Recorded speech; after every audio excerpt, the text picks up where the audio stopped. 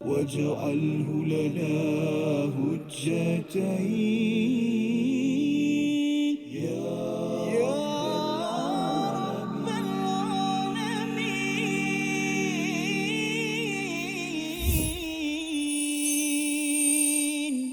ومثل الذين ينفقون أموالهم ابتغاء مرضات الله وتثبيتا من أنفسهم. صدق الله العظيم.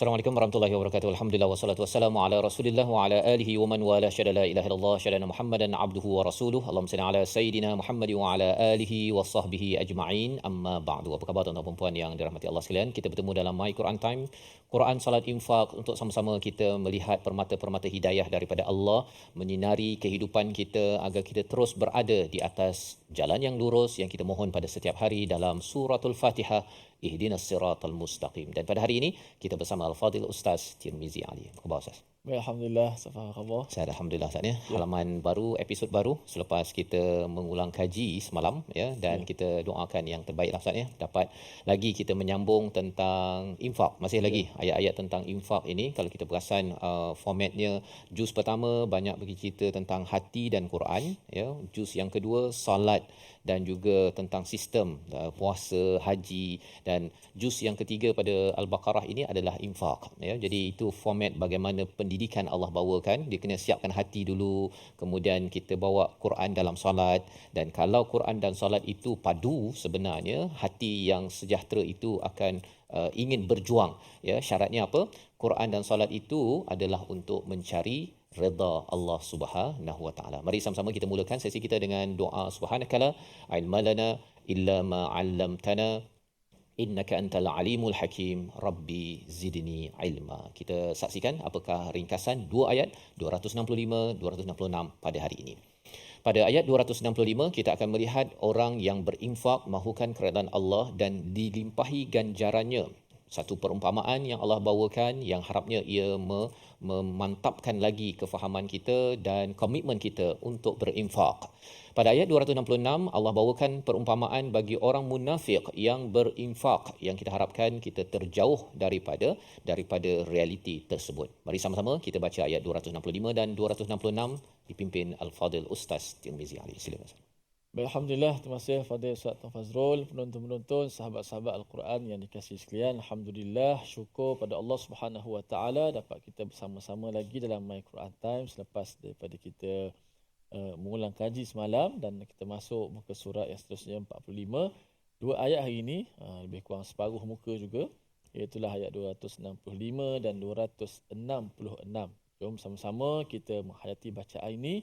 Mudah-mudahan kita mendapat kebaikan daripada Allah Subhanahu wa taala, insya-Allah.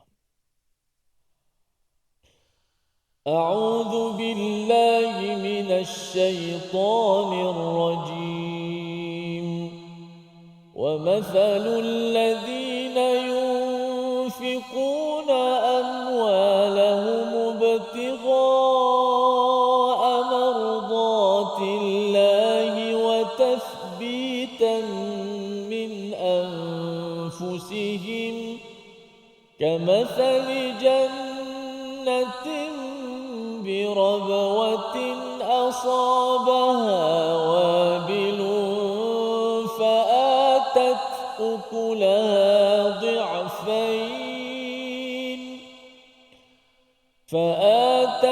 أكلها ضعفين فإن لم يصبها وابل فطل والله بما تعملون بصير. أيود أحدكم أن تكون له جنة من نخيل وأعناب وأعناب تجري من تحتها الأنهار له فيها من كل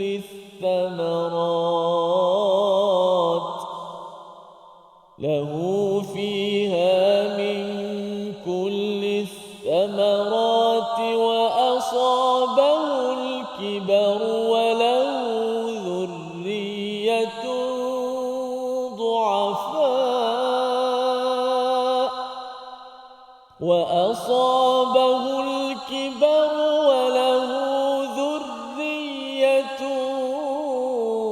ضعفاء فأصابها إعصار فيه نار فاحترقت كذلك يبين الله لكم الآيات لعلكم تتفكرون. صدق الله العظيم.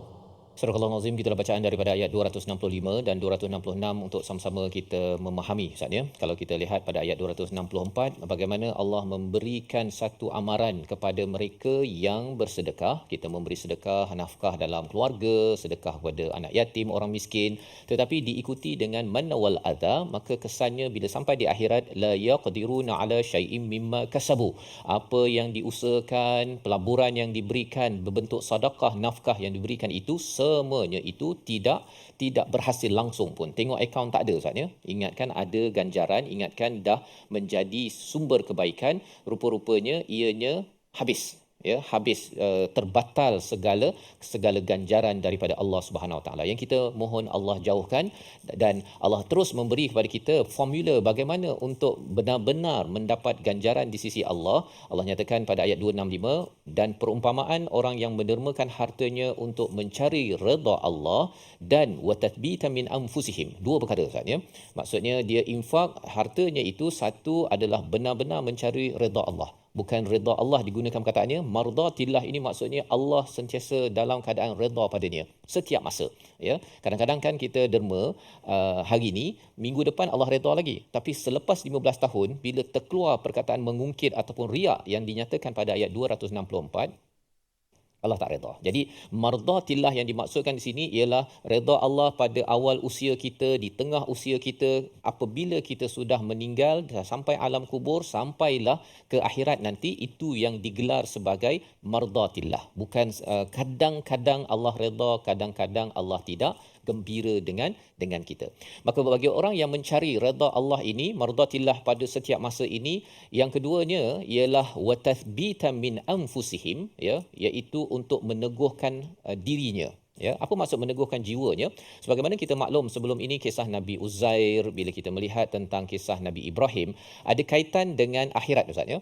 Makin percaya pada Allah, maka kita akan percaya kita akan mati dan bertemu Allah di hari akhirat. Maka orang yang ada watathbita min anfusihim ini, dia akan teguhkan diri dia, dia kata bahawa saya perlu buat persediaan untuk akhirat.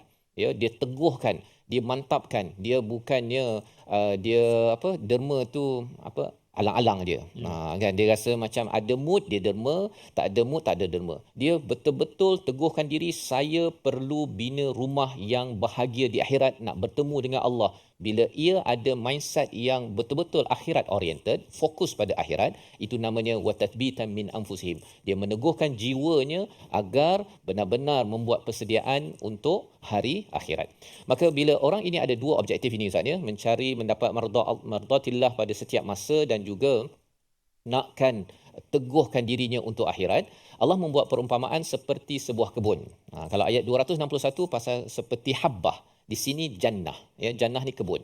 Bi rabwatin asabaha wabil, iaitu di dataran yang tinggi, satu kebun itu di mana? Di highland, tanah tinggi macam Cameron Highland, macam apa-apa highland itulah ya. Mengapa highland, tempat tinggi ini diberi perhatian? Pasal kebun dekat tempat ni cantik Ustaz. Cantik. Disebabkan apa? Bila hujan turun, asabaha wabil, hujan itu turun, dia ambil mana air yang diperlukan saja untuk tanaman di situ, dan kalau terlebih dia akan turun ke bawah. Kalau yang dekat bawah sangat itu, air begitu kadang-kadang banjir. Tapi dekat highland, dia ambil air mana yang diperlukan sahaja oleh akar tumbuhan tersebut, oleh daun yang ada, yang lain semua dia akan turunkan. Jadi, apabila Allah berikan perumpamaan ini untuk kita beri perhatian, ya, fa'atat ukulaha di'fain, iaitu kebun itu akan menghasilkan 2 kali hasil. Bukan kalau katakan ayat 261 itu ialah 700 biji benih, tapi kali ini bukan biji benih Ustaz. Ini dah ada pokok, dah siap kebun, siap ada buah-buah lagi. Dah ada hasil lah istilahnya ini. Dan fa illam yusibha, jika tidak disirami dengan wabil, fatal. Dia masih lagi memberi memberi hasil walaupun dapat hujan gerimis. Kalau kita perhatikan kepada ayat 217 awal juz pertama surah Al-Baqarah, Allah cerita tentang orang munafik ni takut hujan Ustaz. Guru halilintar dia dah takut dah, ya, padahal hujan itu adalah rahmat. Jadi apabila kita bercakap tentang hujan dalam perumpamaan ini adalah satu ujian kepada kita. Sebenarnya bila Allah bagi ujian, dia bukannya untuk Allah hentam kita, tetapi Allah sedang menawarkan rahmat. Kita kena tengok dalam perspektif berbeza sebagaimana kita lihat pada ayat sebelum ini tentang ujian, kan. Jadi kadang-kadang hujan lebat, kadang-kadang hujan gerimis. Kadang-kadang kena ujian lebat, dia masih berinfak. Kena waktu ujian tak kuat pun, dia masih berinfak. Orang-orang ini Allah kata akan beri di'fain. Apa maksud di'fain? Kita berehat sebentar, kembali semula selepas ini dalam My Quran Time, Quran Salat Infak. وَاجْعَلْهُ لَنَا هُجَّتَيْنِ يَا رَبَّ الْعَالَمِينَ.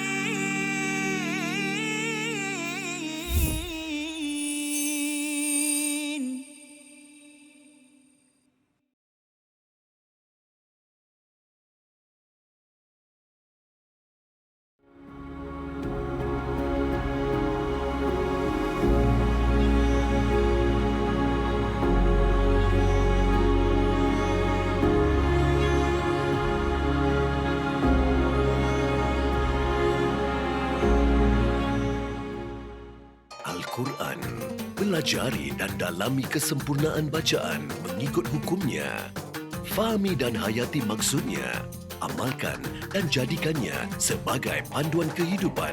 Bukan hanya kita belajar tadabbur, bahkan kita akan belajar tajwid secara mendalam dan ada segmen hafazan. Saksikan episod baharu My Quran Time 2.0 setiap hari 12.30 hari di TV9 juga di saluran Astro 149.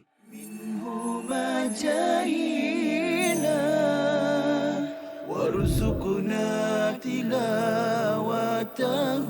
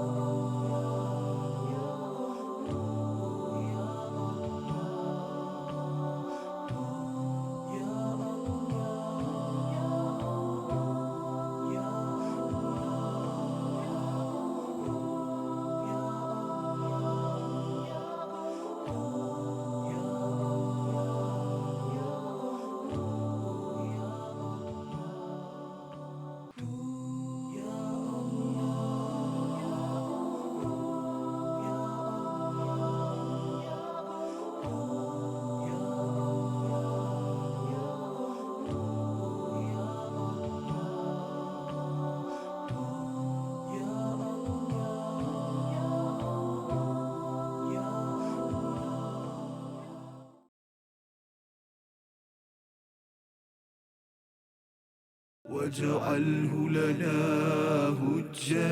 هجتين يا رب العالمين.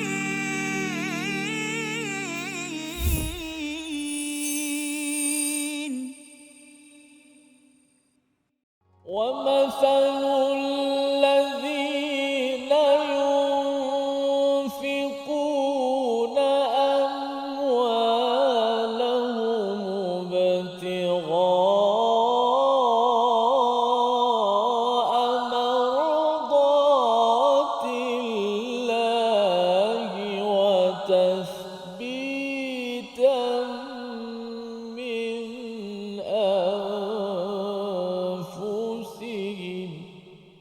Allah.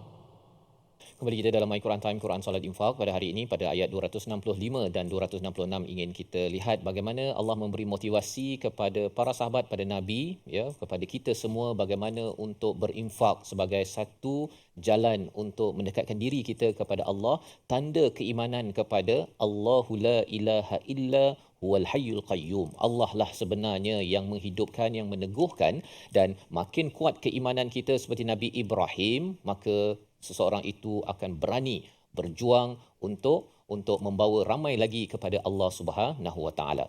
Jadi Allah memberi semangat ataupun motivasi pada ayat 265 dengan perumpamaan seperti jannah, Ustaz, ya. Jannah ini sebagai satu kebun di dunia. Kerana apa? Kerana orang yang sedang derma, istilah yunfiqun ini dalam mudhari', continuous tense, maksudnya dia bukan kadang-kadang, Ustaz, ya. Setiap hari dia ada derma, sama ada infaknya itu fi sabilillah ayat 261 ataupun sedekah pada ayat 264 untuk anak yatim, pada keluarga, pada ibu ayah. Hidup dia setiap hari, kalau dia yuqimuna salat, setiap hari solat, Ustaz, ya. Setiap hari juga dia infak, ya, dengan harta, bukan sekadar dengan senyum, dengan kudratnya, itu juga adalah dikira sebagai infak. Maka Allah menyatakan di sini perumpamaannya seperti sebuah kebun, kerana orang ini dia seperti sedang membina kebun di akhirat, Ustaz. Kebun di sini kita tahu bahawa kebun yang hebat itu ialah kebun yang ada apa? Ada sungai, kemudian kebun yang ada apa? Ada tali air. Ya, perkara-perkara tersebut akan dijelaskan pada ayat 266 sebentar lagi. Tetapi kalau kita tengok ayat 265, semangat ini diberikan kerana apa? Kerana bagi orang yang mencari redha Allah, nak Allah happy dengan saya, suka dengan saya, gembira dengan saya pada setiap hari, dan saya sedang wa tathbitan min anfusihim, serius untuk membina rumah di syurga. Saya nakkan di rumah di syurga nanti itu ada fi tahtihal anhar. Saya sedang membina sekarang ni daripada dunia ini. Kalau katakan orang nak beli rumah, Ustaz, kan, kadang-kadang dia dapat rumah itu selepas 30 tahun, bayar sikit.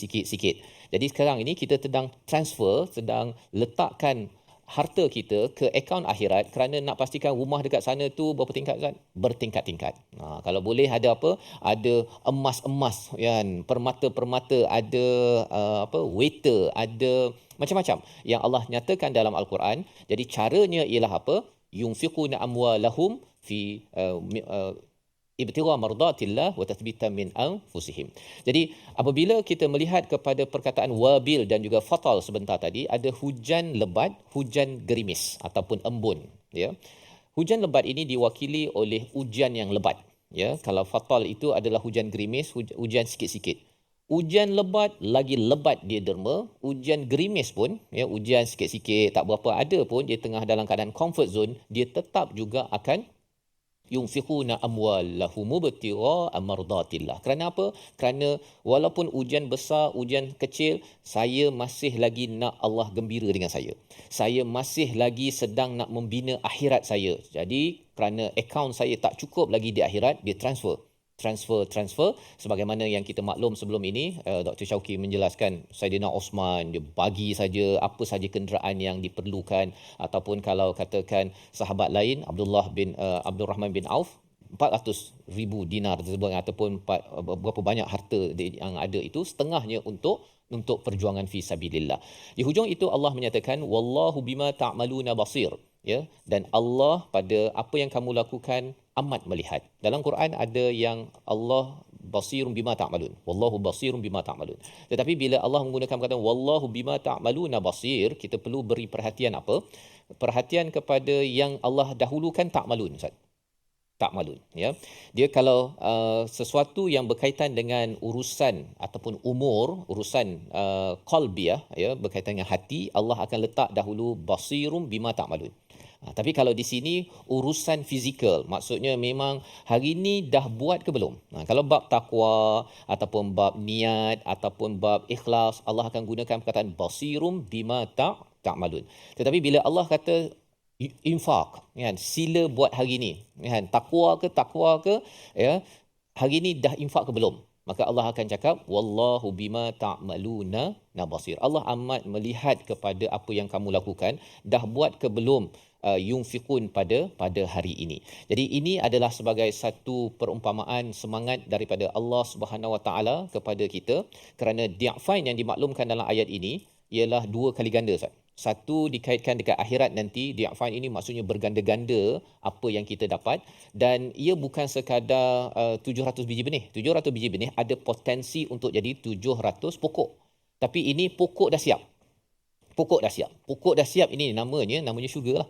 Ya, memang dah siap dah di sana segala keindahan taman-taman di syurga, dan ini adalah perjuangan pelaburan kita di atas muka bumi ini. Dan inilah yang menyebabkan para sahabat bila dengar ayat ini, Ustaz, ya, maka mereka tak nak buat apa riak, tidak manna wal adha, semua dijaga betul-betul kerana khawatir apa yang dilaburkan itu tidak mendapat ganjaran daripada Allah Subhanahu Wa Taala. Dan itu sebabnya Allah sekali lagi ingatkan pada ayat 266, apakah perkara yang perlu kita jauhi daripada amal infak yang kita ada. Ayat 266 kita baca bersama Ustaz Tirmizi.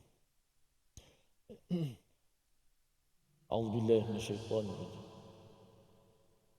أيود أحدكم أن تكون له جنة أيود أحدكم أن تكون له جنة من نخيل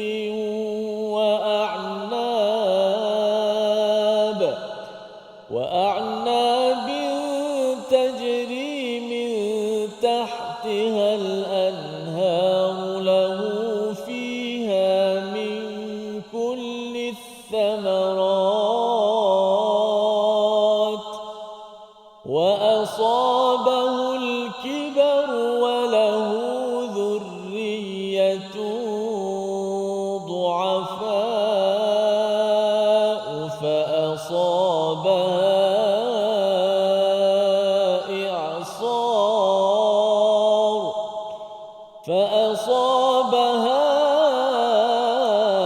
إعصار فيه نار فاحترقت كذلك يبين الله لكم الآيات كذلك يبين الله لكم الآيات لعلكم تتفكرون. صدق الله.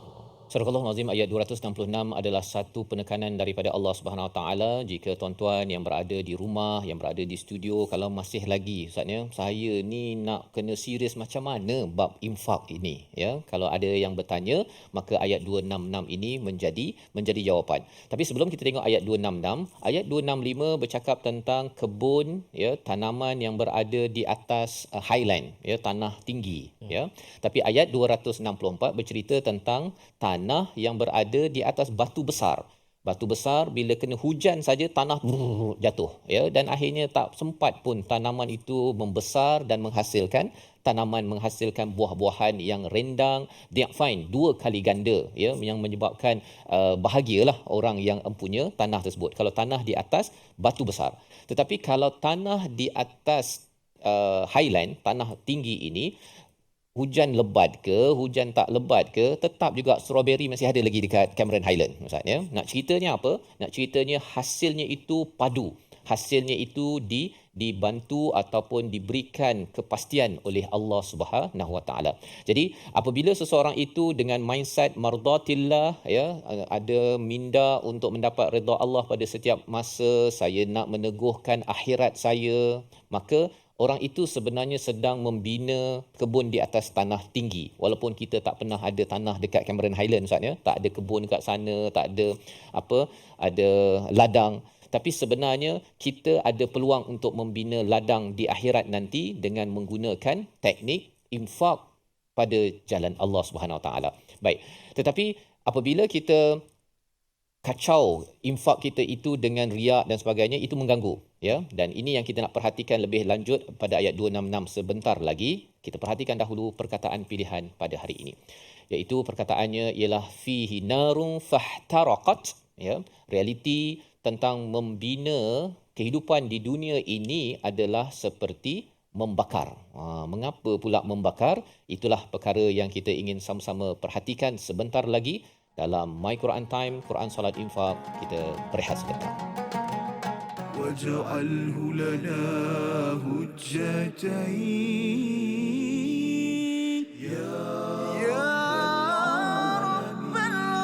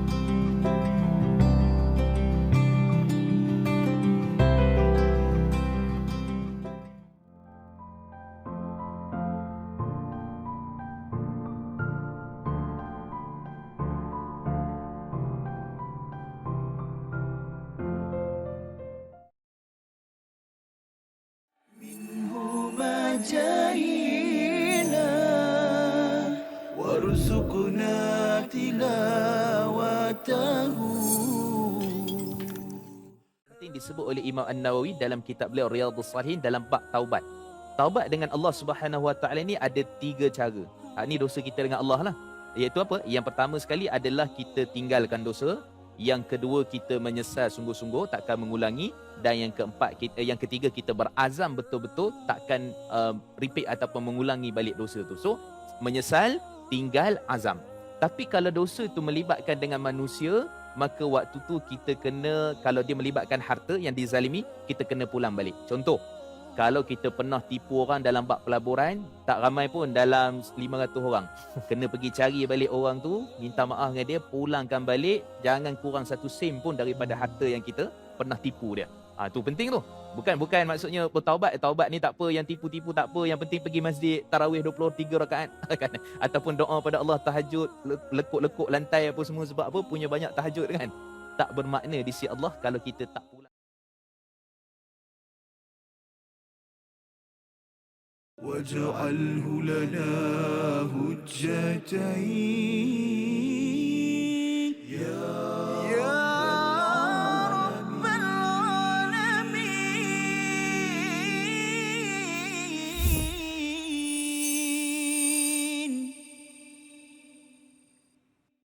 المسك فاح المسك فاح لما ذكرنا رسول الله والنور لاح النور لاح لما حضرنا أبا زهراء. اللهم صل على محمد وعلى آل محمد. Alhamdulillah, terima kasih kepada semua penonton-penonton terus setia dalam My Quran Time 2.0 Quran Salat dan Infak. Bagaimana pada hari pengajian berkaitan dengan infak, terus kita belajar lagi. Mungkin selamanya kita hanya memberi, meletakkan wang ataupun sedekah dan sebagainya.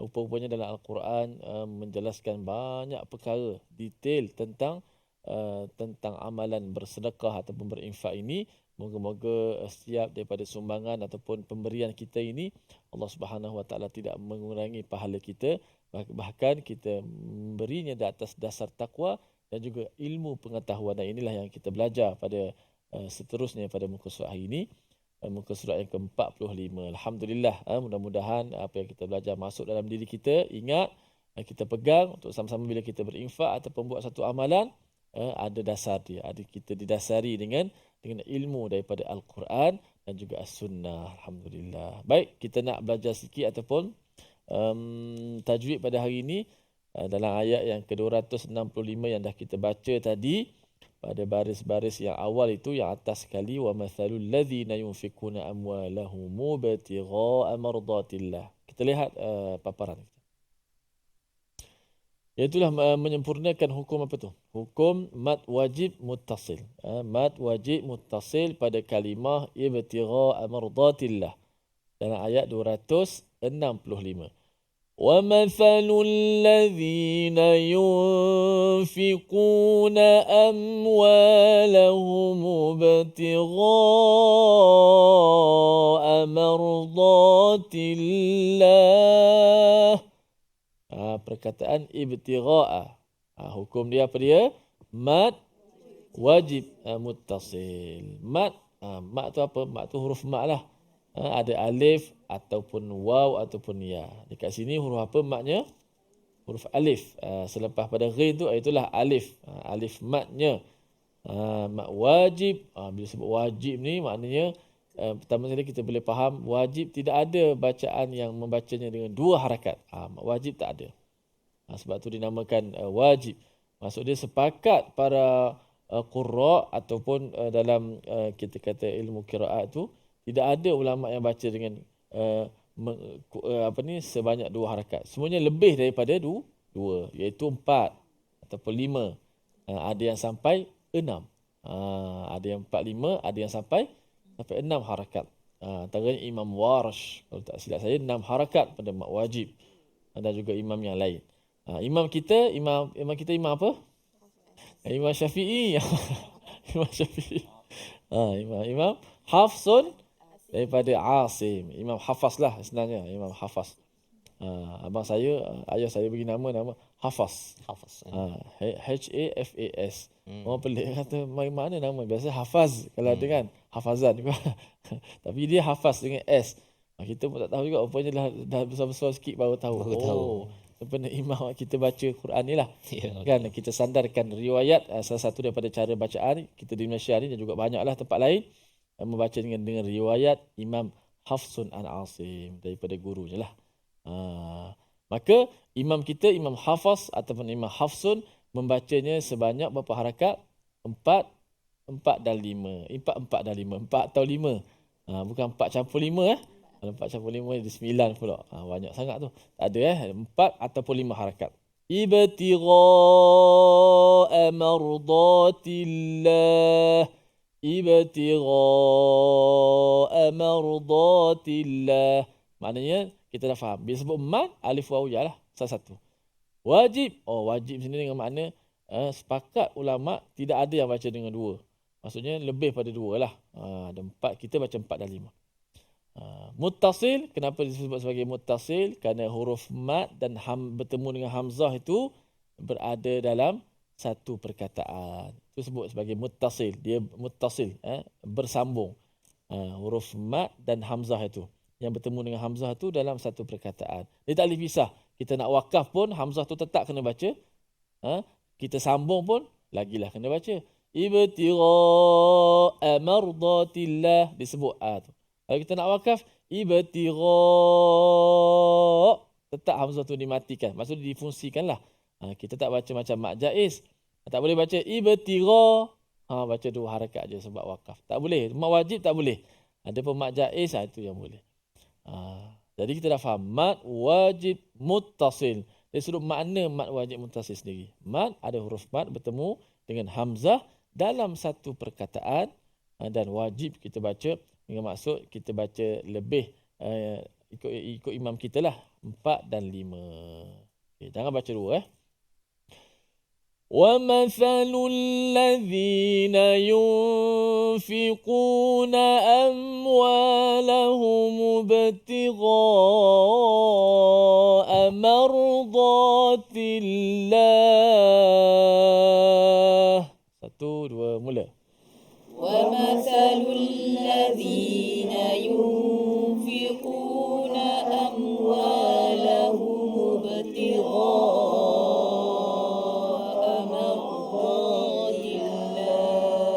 Sekali lagi. وَمَثَلُ الَّذِينَ يُنْفِقُونَ أَمْوَالَهُمُ ابْتِغَاءَ مَرْضَاتِ اللَّهِ وَمَثَلُ الَّذِينَ يُنْفِقُونَ أَمْوَالَهُمُ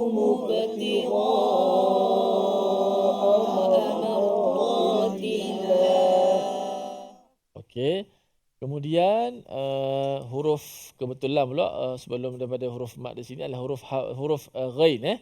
Huruf ghain, tak kira lah huruf apa, tapi sini huruf ghain, huruf yang tebal lah kan, huruf isti'la. Gha, kita menyebut macam mana? Gha, sebut? Gha. Gha. Cuba lihat mulut saya. Gha. Begitu saja bukanya. Jangan saya perasan ada gha. Cuba ubah sikit. Jangan gha. Gha. Buka mulut tapi sekadar itu saja. Gha. Gha. Jangan gha. Okey, jangan tu Okey. Bila ghain kita sebut dalam keadaan tebal begitu, alif mat yang mati tu juga ditebalkan bunyinya. Mana ada huruf mat yang dibunyi dengan tebal lah. Sebab mengikut. Huruf mat ni mengikut huruf sebelum tu. Jadi alif tu kena ikut ghain lah. Ghain tebal, alif pun turut sama tebal. Ibtigha, yang panjang tu kan alif mat tu. Ibtigha mardatillah. Terus mula. Ibtigha mardatillah. Jangan ghain je tebal. Ibtigha. Jangan buka mulut jadi nipis pula. Kan? Macam kes azan tu lah. Dia elok-elok sangat, galik sangat azannya, jadi bagi nipis, last sekali tukar pula dengan huruf yang lain. Huruf lain. Okey. Itu pertama. Okey, baik. Sekali lagi kita baca. وَمَثَلُ الَّذِينَ يُنْفِقُونَ أَمْوَالَهُمُ ابْتِغَاءَ مَرْضَاتِ اللَّهِ وَمَثَلُ الَّذِينَ يُنْفِقُونَ أَمْوَالَهُمُ ابْتِغَاءَ مَرْضَاتِ اللَّهِ وَمَثَلُ الَّذِينَ, iaitu perumpamaan orang-orang yang yunfikuna amwalahum. Banyak kali jumpa perkataan ni, yang menginfakkan harta-harta mereka itu ibtigha'a mardatillah, kerana mengharapkan mardatillah. Jadi perkataan yang biasa kita jumpa mardatillah. Kita pun cakap macam tu lah, redha Allah. Ibtigha'a mardatillah, mencari redha Allah. Okay, cuba kita hafal, kita baca tanpa melihat mushaf. Sekali lagi saya ulang. Wa mathalu, misal perumpamaan. وَمَثَلُ الَّذِينَ يُنْفِقُونَ أَمْوَالَهُمُ ابْتِغَاءَ مَرْضَاتِ اللَّهِ وَمَثَلُ الَّذِينَ يُنْفِقُونَ أَمْوَالَهُمُ ابْتِغَاءَ مَرْضَاتِ اللَّهِ وَمَثَلُ الَّذِينَ يُنْفِقُونَ أَمْوَالَهُمُ ابْتِغَاءَ مَرْضَاتِ اللَّهِ وَمَثَلُ الَّذِينَ يُنْفِقُونَ أَمْوَالَهُمُ ابْتِغَاءَ مَرْضَاتِ اللَّهِ. Okey, mudah-mudahan kita mendapat redha Allah Subhanahu Wa Taala, dan jangan ke mana-mana, kita nak berehat seketika kembali selepas ini dalam My Quran Time. واجعله لنا هجتين يا رب العالمين.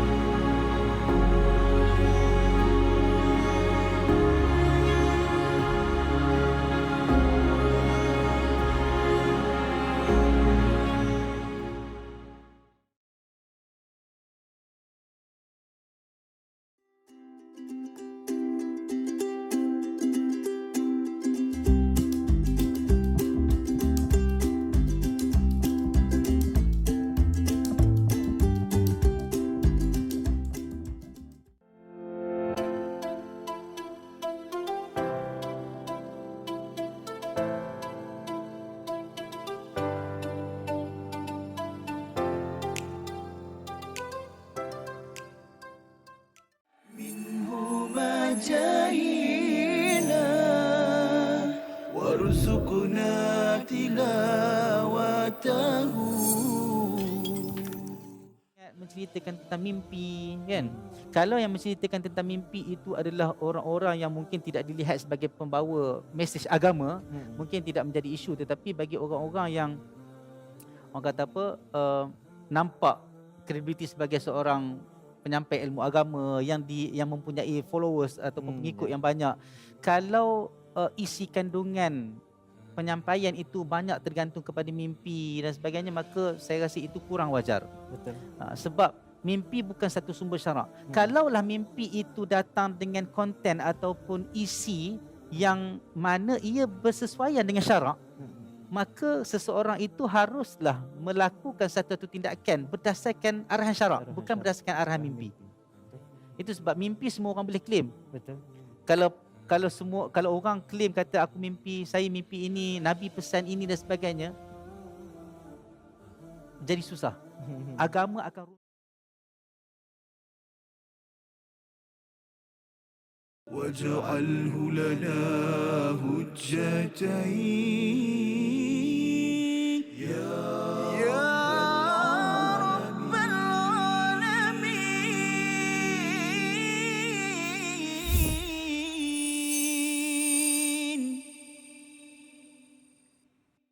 Kembali kita dalam My Quran Time, Quran Salat Infak pada hari ini. Alhamdulillah kita membaca ayat 265 dan ayat 266 pada hari ini. Satu perumpamaan, ya, ada dua perumpamaan Ustaz ya. Pada ayat 265 satu, ayat 266 satu lagi perumpamaan yang amat penting, ya, sehingga kan di hujung ayat 266 itu Allah suruh kita berfikir, ya. Berfikir ini tatafakkarun yang digunakan pada hujung ayat 266 itu bukan fikir biasa Ustaz ya.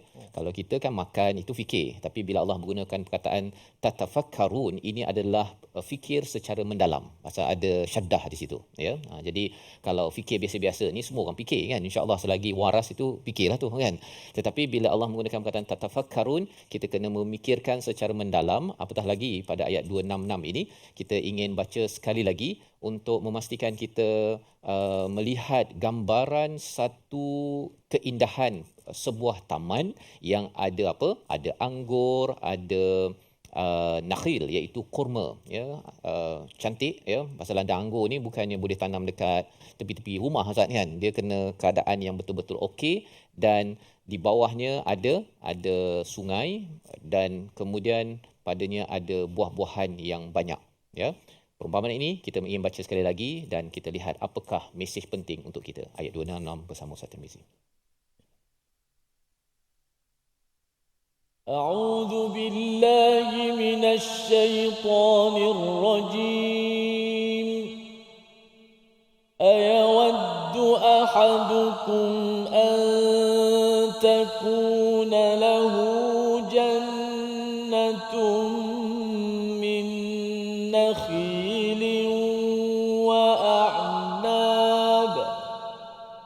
وأعناب تجري من تحتها الأنهار له فيها من كل الثمرات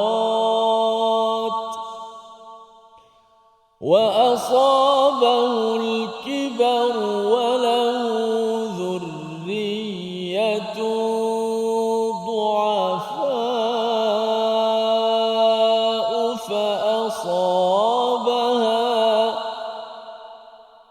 فأصابها إعصار فيه نار فاحترقت كذلك يبين الله لكم الآيات لعلكم تتفكرون. صدق الله.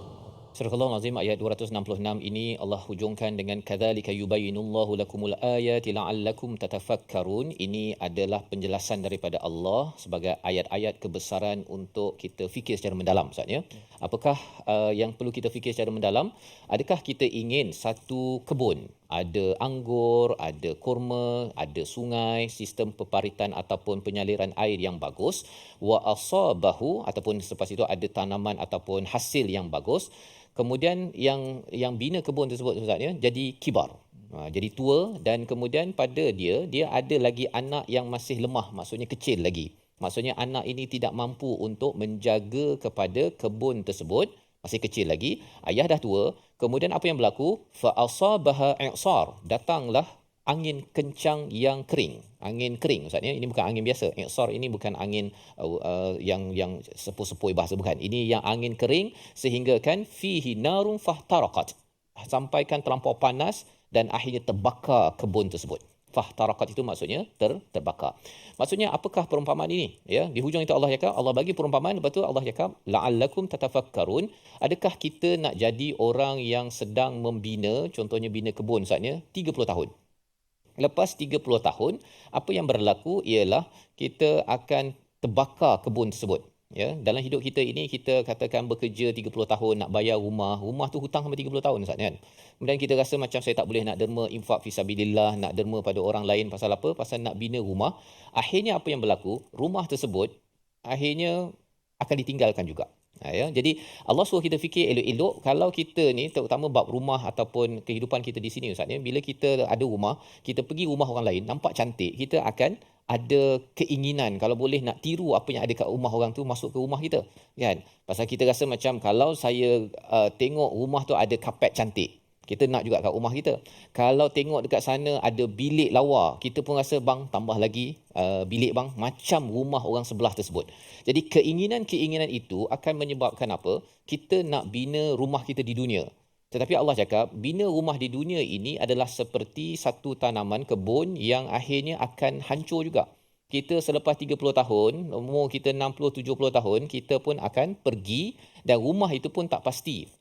Sama ada anak akan jaga ataupun akan hancur juga. Ya, sama ada dia ditinggalkan, dijual dan rupa-rupanya ia tidak menjadi saham bila sampai di akhirat. Itu namanya fahtarakat Ustaz ya. Fahtarakat itu maksudnya kita bina duit banyak macam, kerja siang petang sampai sakit apa sebagainya. Tengok dekat akhirat, dah terbakar segala usaha yang ada. Jadi Allah beri perumpamaan ini agar kita jangan termasuk di kalangan orang yang ada penyakit hati namanya munafik, telah Allah nyatakan pada ayat 264, iaitu kerana riak, kerana nak mendapat ganjaran daripada manusia satu, tapi satu lagi pada ayat 266 ini ialah kita bukan nak riak Ustaz, tapi pasal nak simpan. Nak simpan, nak bina, nak kalau boleh nak nampak lawa semasa di dunia ini.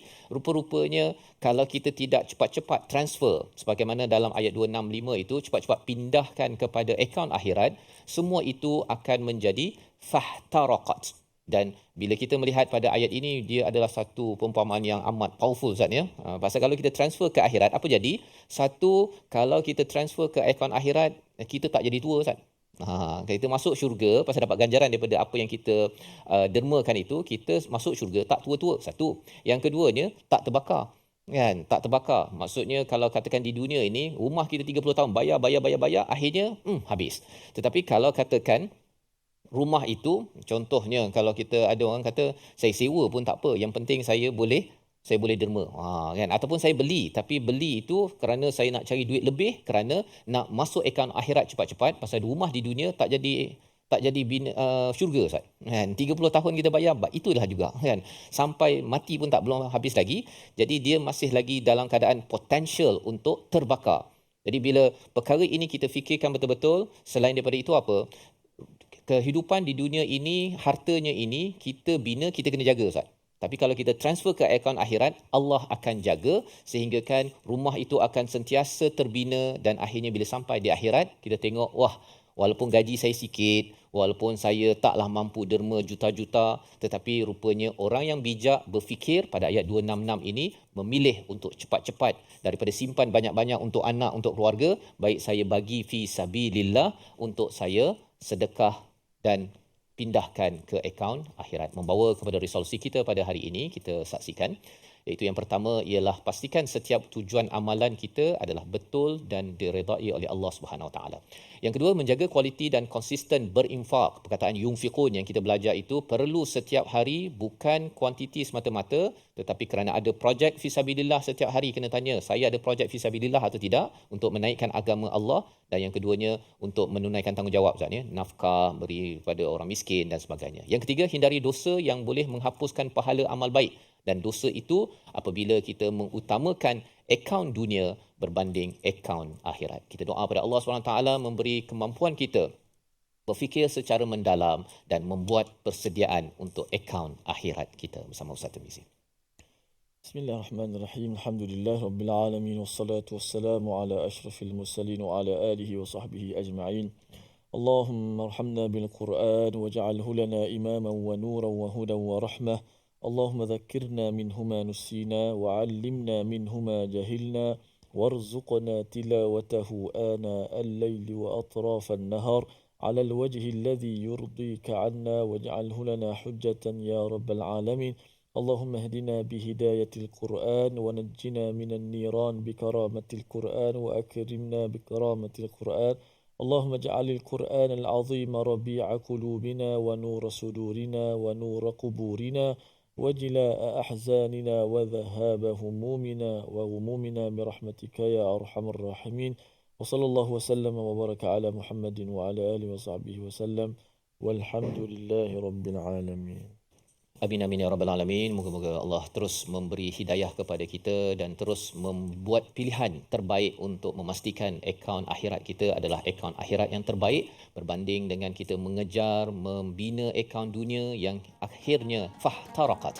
Inilah yang kita ingin bina dalam tabung gerakan Al-Quran sebagai satu platform tuan-tuan membina akaun akhirat ya. Moga-moga ianya mencapai mardatillah wa tathbitan min anfusihim untuk meneguhkan jiwa kita yang ingin memastikan kita bertemu Allah di akhirat dalam keadaan yang penuh rahmat daripada Tuhan. Kita insya-Allah bertemu lagi dalam episod akan datang melihat lagi seruan Allah kepada orang beriman bagaimana memastikan semangat berinfak dan berjuang di jalan Allah ini jangan dikecil-kecilkan. Al-Quran Time, Quran Salat Infak insya-Allah.